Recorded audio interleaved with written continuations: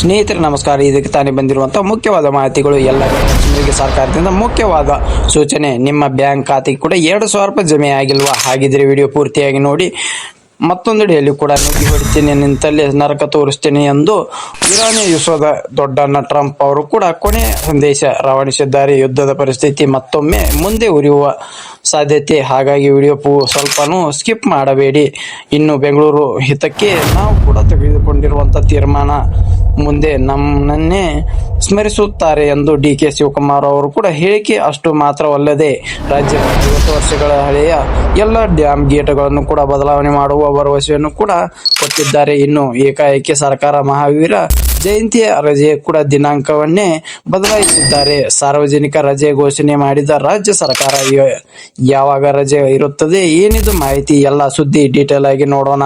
ಅದಕ್ಕಿಂತ ಮೊದಲು ಕೂಡ ಹೌದು ಸ್ನೇಹಿತರೆ, ರಾಜ್ಯ ಸರ್ಕಾರದ ಲಕ್ಷ್ಮಿ ಯೋಜನೆ 2,000 ರೂಪಾಯಿ ಹಣವನ್ನು ಕೂಡ ಮನೆಯೊಡತಿ ಸತ್ತ ನಂತರ ಕೂಡ ಅವರ ಖಾತೆಗೆ ಜಮೆ ಆಗುತ್ತಿದ್ದು, ಹಾಗಾಗಿ ಈ ಒಂದು ದುರ್ಬಳಕೆ ಆಗಿರುವಂತಹ ಹಣವನ್ನು ಕೂಡ ವಾಪಸ್ ಪಡೆಯುವ ಪ್ರಕ್ರಿಯೆ ರಾಜ್ಯಾದ್ಯಂತ ಶುರುವಾಗಿದೆ. ಇದೀಗ ಕೋಲಾರ ಜಿಲ್ಲೆಯಲ್ಲೂ ಕೂಡ ಮೃತಪಟ್ಟ 246 ಮನೆಯ ಕೂಡ ಯಜಮಾನಿಯರ ಬ್ಯಾಂಕ್ ಖಾತೆಗಳಿಂದ ಹಣವನ್ನು ಕೂಡ ವಾಪಸ್ ಪಡೆದುಕೊಂಡಿರುವಂತಹ ಮಾಹಿತಿ ಲಭ್ಯವಾಗಿದೆ. ಹೌದು, 2023 ಆಗಸ್ಟ್ ತಿಂಗಳಿನಿಂದ 2025 ಅಕ್ಟೋಬರ್ ತಿಂಗಳವರೆಗೂ ಕೂಡ ಈ ಒಂದು ಹಣವನ್ನು ಕೂಡ ವಾಪಸ್ ಪಡೆದುಕೊಳ್ಳಲಾಗ್ತಾ ಇದೆ. ಫಲಾನುಭವಿಗಳ ನಿಧನರಾದ ಬಳಿಕವೂ ಕೂಡ ಅವರ ಬ್ಯಾಂಕ್ ಖಾತೆಗೆ ಹಣ ಜಮೆ ಆಗುತ್ತಿದ್ದು, ಹಾಗಾಗಿ ಈ ಒಂದು ಲೆಕ್ಕ ಈಗ ಹಣವನ್ನು ಕೂಡ ಹಿಂಪಡೆಯಲಾಗ್ತಾ ಇದೆ. ಇದೇ ಸ್ನೇಹಿತರೆ, ಬ್ಯಾಂಕ್ಗಳಿಂದ ನೇರವಾಗಿ ರಾಜ್ಯ ಸರ್ಕಾರ ಕೂಡ ವಾಪಸ್ ಹಣ ಜಮೆ ಆಗ್ತಾ ಇದೆ. ಹೌದು, ಹಂತವಾಗಿ ಎಲ್ಲ ಜಿಲ್ಲೆ ಫಲಾನುಭವಿಗಳಿಗೂ ಇದು ಅನುಭವವಾಗಲಿದೆ ಸ್ನೇಹಿತರೆ. ಇನ್ನು ಇದೇ ಒಂದು ಕುರಿತಂತೆ ಸಚಿವೆ ಲಕ್ಷ್ಮಿ ಹೆಬ್ಬಾಳ್ಕರ್ ಕೂಡ ಕೋಲಾರ ಕಾರ್ಯಕ್ರಮದಲ್ಲಿ ಒಂದರಲ್ಲಿ ಮಾತನಾಡಿದ್ದಾರೆ. ಗೃಹಲಕ್ಷ್ಮಿ ಯೋಜನೆಯ ಫಲಾನುಭವಿಗಳು ಮಾಹಿತಿ ಸರ್ಕಾರದ ಬಳಿ ಕೂಡ ಇದ್ದು, ಮೃತಪಟ್ಟ ಫಲಾನುಭವಿಗಳಿಗೆ ಯಜಮಾನಿಯರು ಕೂಡ ಹಣವನ್ನು ಕೂಡ ವಾಪಸ್ ಪಡೆದುಕೊಳ್ಳುತ್ತೇವೆ ಎಂದಿದ್ದಾರೆ. ಇನ್ನು ಇದೇ ನಡುವೆ ವೈದ್ಯ ಮನೆಯಡತಿ ಅಂದರೆ ವಯಸ್ಸಾಗಿರುವಂತಹ ಮನೆ ಯಜಮಾನರು ಕೂಡ ಬ್ಯಾಂಕ್ ಖಾತೆಗೆ ಅಲೆದಾಡುವ ಕಷ್ಟ. ಹಾಗಾಗಿ ಅಂತ ಫಲಾನುಭವಿಗಳು ಬ್ಯಾಂಕ್ ಖಾತೆಯಿಂದ ಇತರ ಕುಟುಂಬದ ಸದಸ್ಯರು ಕೂಡ ಪಡೆದುಕೊಂಡು ಉಪಯೋಗ ಮಾಡುತ್ತಿರುತ್ತಾರೆ. ನಂತರ ಫಲಾನುಭವಿಗಳು ಮೃತಪಟ್ಟ ಬಳಿಕವೂ ಕೂಡ ಬ್ಯಾಂಕ್ ಖಾತೆಗೆ ಜಮಾ ಆದಂತ ಹಣವನ್ನು ಕೂಡ ATM ಮೂಲಕ ಡ್ರಾ ಮಾಡಿಕೊಳ್ಳುತ್ತಿದ್ದು, ಹಾಗಾಗಿ ಇನ್ನು ಮುಂದೆ ಮಹಿಳೆಯರ ಮರಣ ಮಾಹಿತಿ ಗೊತ್ತಾಗುತ್ತಿದ್ದಂತೆ ನಾವು ಕೂಡ ಅದನ್ನು ತಡೆ ಹಿಡಿಯುವ ಕೆಲಸ ಮಾಡುತ್ತೇವೆ ಎಂದು ಲಕ್ಷ್ಮಿ ಹೆಬ್ಬಾಳ್ಕರ್ ಅವರು ಕೂಡ ತಿಳಿಸಿದ್ದಾರೆ. ಬನ್ನಿ ಸ್ನೇಹಿತರೆ, ಮತ್ತೊಂದು ಮಾಹಿತಿಗೆ ಹೋಗೋಣ.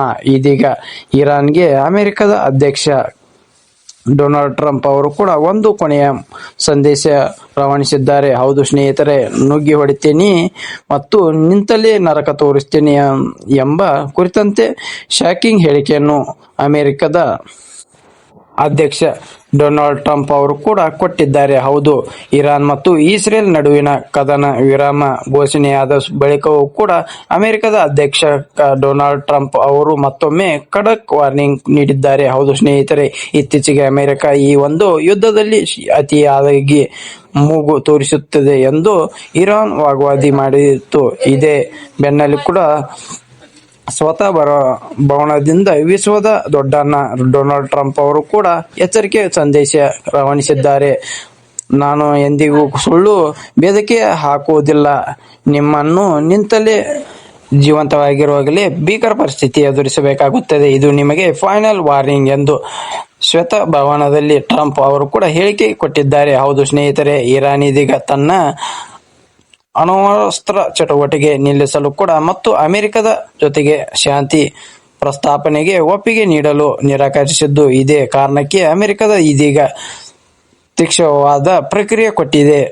ನರಕವನ್ನು ಸೃಷ್ಟಿ ಮಾಡುವುದು ಎಂಬ ಪದಬಳಕೆ ಮೂಲಕ ಪರೋಕ್ಷವಾಗಿ ಇರಾನ್ ಪ್ರಮುಖ ಸೇನಾ ನೆಲೆಗಳು ಕೂಡ ಮತ್ತು ಆಯಾಕಟ್ಟಿನ ಸ್ಥಳಗಳ ಮೇಲೆ ಹಿಂದೆಂದಿಗೂ ಕಾಣದ ರೀತಿಯಲ್ಲಿ ಕೂಡ ದಾಳಿ ನಡೆಸುವ ಸುಳಿವನ್ನು ಟ್ರಂಪ್ ಅವರು ಕೂಡ ನೀಡಿದ್ದಾರೆ. ಹೌದು, ಇದೀಗ 15 ಅಂಶ ಒಳಗೊಂಡ ಒಂದು ಶಾಂತಿ ಯೋಜನೆ ಪ್ರಸ್ತಾಪನೆ ಸಲ್ಲಿಕೆ ಮಾಡಲಾಗಿದ್ದು, ಆದರೆ ಇರಾನ್ ಏನಾದರೂ ಈ ಒಂದು ಪ್ರಸ್ತಾಪನೆ ಒಪ್ಪಿಕೊಳ್ಳದಿದ್ದರೆ ಆಗ ನುಗ್ಗಿ ಹೊಡಿತೀನಿ, ನಿಂತಲ್ಲೇ ನರಕ ತೋರಿಸ್ತೀನಿ ಎಂದು ಟ್ರಂಪ್ ಅವರು ಕೂಡ ಕೊನೆಯ ಸಂದೇಶ ರವಾನಿಸಿದ್ದಾರೆ. ಸದ್ಯ ಸ್ನೇಹಿತರೆ, ಕಾದು ನೋಡಬೇಕಾಗುತ್ತೆ ಈ ಒಂದು ಯುದ್ಧ ಎಲ್ಲಿಗೆ ನಿಲ್ಲುತ್ತದೆ ಅಥವಾ ಮತ್ತಷ್ಟು ಮುಂದೆ ಒರೆಯುತ್ತದೆಯೋ ಇಲ್ಲವೋ ಅನ್ನೋದು ಎಂಬುದನ್ನು ನಾವು ಕಾದು ನೋಡಬೇಕಾಗುತ್ತದೆ. ಬನ್ನಿ ಮತ್ತೊಂದು ಮಾಹಿತಿಗೆ ಹೋಗೋಣ. ಬೆಂಗಳೂರಿನ ಹಿತಕ್ಕೆ ನಮ್ಮ ತೀರ್ಮಾನ ಟೀಕೆ ಮಾಡುತ್ತಿರುವವರು ಕೂಡ ಮುಂದಿನ ನಮ್ಮನ್ನೇ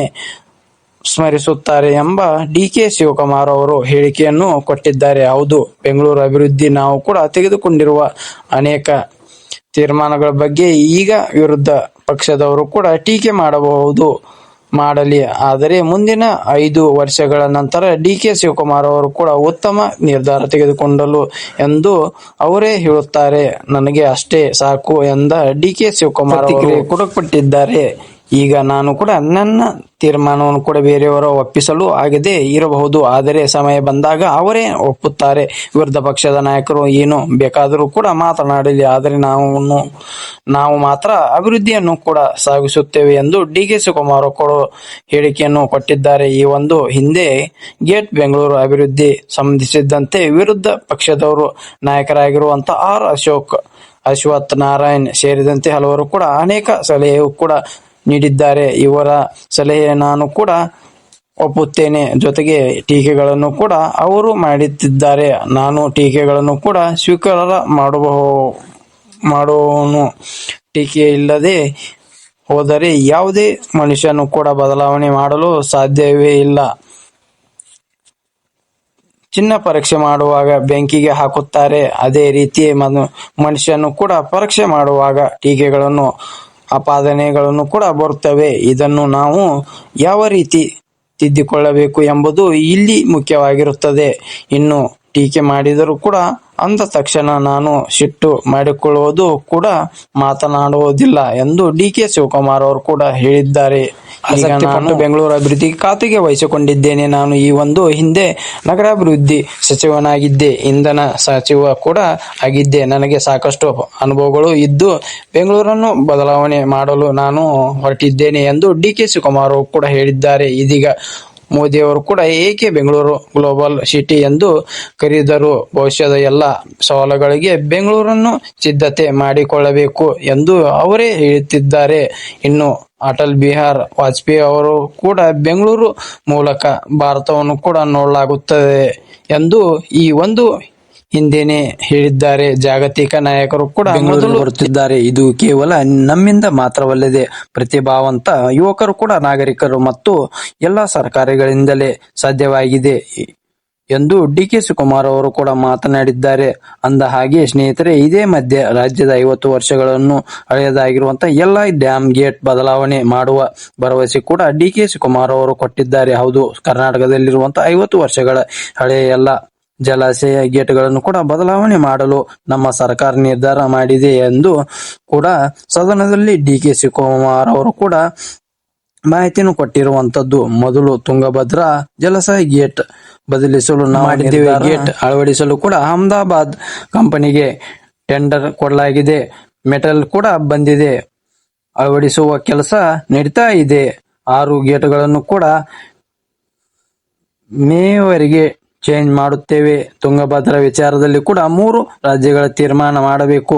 ಮೊದಲು ತುಂಗಭದ್ರಾ ಮಾಡಿ ನಂತರ ಎಲ್ಲ ಜಲಾಶಯವು ಕೂಡ ಗೇಟ್ ಕೂಡ ನಾವು ಬದಲಾವಣೆ ಮಾಡುತ್ತೇವೆ ಎಂದು ಡಿಕೆ ಶಿವಕುಮಾರ್ ಅವರು ಕೂಡ ತಿಳಿಸಿದ್ದಾರೆ. ಬನ್ನಿ ಸ್ನೇಹಿತರೆ, ಮತ್ತೊಂದು ಮಾಹಿತಿಗೆ ಹೋಗೋಣ. ಇದೀಗ ರಾಜ್ಯ ಸರ್ಕಾರ ಮಹಾವೀರ ಜಯಂತಿ ರಜೆ ದಿನಾಂಕವನ್ನೇ ಬದಲಾಯಿಸಿದೆ. ಹೌದು, ಮಾರ್ಚ್ 31ರ ಬದಲಿಗೆ ಮಾರ್ಚ್ 30ಕ್ಕೆ ಸಾರ್ವಜನಿಕ ರಜೆ ಎಂದು ರಾಜ್ಯ ಸರ್ಕಾರ ಘೋಷಣೆ ಮಾಡಿರುವಂತದ್ದು. ಮಹಾವೀರ ಜಯಂತಿ ಸಾರ್ವತ್ರಿಕ ರಜೆಯನ್ನು ಕೂಡ ನಿಗದಿಪಡಿಸಿದೆ. ದಿನಕ್ಕಿಂತ 1 ದಿನ ಮುಂಚಿತವಾಗಿಯೂ ಕೂಡ ಘೋಷಣೆ ಮಾಡುವ ಸಾಧ್ಯತೆ ದಟ್ಟವಾಗಿದೆ. ಹೌದು ಸ್ನೇಹಿತರೆ, ಕ್ಯಾಲೆಂಡರ್ ಪ್ರಕಾರ ಮಾರ್ಚ್ 31, 2026ರಂದು ಈ ಒಂದು ರಜೆ ನಿಗದಿಯಾಗಿತ್ತು. ಆದರೀಗ ಧಾರ್ಮಿಕ ದತ್ತ ಇಲಾಖೆಯ ಸರ್ಕಾರಕ್ಕೆ ಮಾರ್ಚ್ 30ರಂದೇ ರಜೆ ಘೋಷಣೆ ಮಾಡುವ ಪ್ರಸ್ತಾಪನೆ ಸಲ್ಲಿಸಿದೆ. ಹೌದು, ಯಾಕೆಂದರೆ ಜ್ಯೋತಿಷ್ಯ ಶಾಸ್ತ್ರ ಹಾಗೂ ಆಗಮನ ಪಂಡಿತ್ ಅಭಿಪ್ರಾಯಕ್ಕೆ ಜೈನ್ ಸಂಪ್ರದಾಯದಲ್ಲಿ ಸೂರ್ಯೋದಯ ಕಾಲದ ತಿಥಿಯನ್ನು ಕೂಡ ಪ್ರಧಾನವಾಗಿ ಪರಿಗಣಿಸಲಾಗುತ್ತದೆ ಮತ್ತು ಈ ಬಾರಿ ಚೈತ್ರ ಶುಕ್ಲ ತ್ರಯೋದಶಿ ತಿಥಿಯ ಮಾರ್ಚ್ 30 ಬೆಳಗ್ಗೆ ಪ್ರಾರಂಭವಾಗುತ್ತದೆ. ಹಾಗಾಗಿ ಜೈನ್ ಧರ್ಮದ ಪದ್ಧತಿಯಂತೆ ಅಂದೇ ಮಹಾವೀರ ಜಯಂತಿಯನ್ನು ಕೂಡ ಆಚರಿಸುವುದು ಸೂಕ್ತ ಎಂದು ಸರ್ಕಾರಕ್ಕೆ ಪಂಡಿತರು ಕೂಡ ತಿಳಿಸಿದ್ದಾರೆ. ಹಾಗಾಗಿ ಸ್ನೇಹಿತರೆ, ಮಾರ್ಚ್ 31 ಬದಲಿಗೆ ಮಾರ್ಚ್ 30 ಸೋಮವಾರದಂತೆ ಸಾರ್ವಜನಿಕ ರಜೆಯನ್ನು ಕೂಡ ಸರ್ಕಾರ ಘೋಷಣೆ ಮಾಡಲು ಮುಂದಾಗಿದೆ. ಸದ್ಯಕ್ಕೆ ಇಷ್ಟೇ ಇತ್ತು ಈ ಎಲ್ಲ ಮಾಹಿತಿ. ಇಷ್ಟವಾಗಿದ್ರೆ ಚಾನಲ್ಗೆ ಸಬ್ಸ್ಕ್ರೈಬ್ ಮಾಡಿ.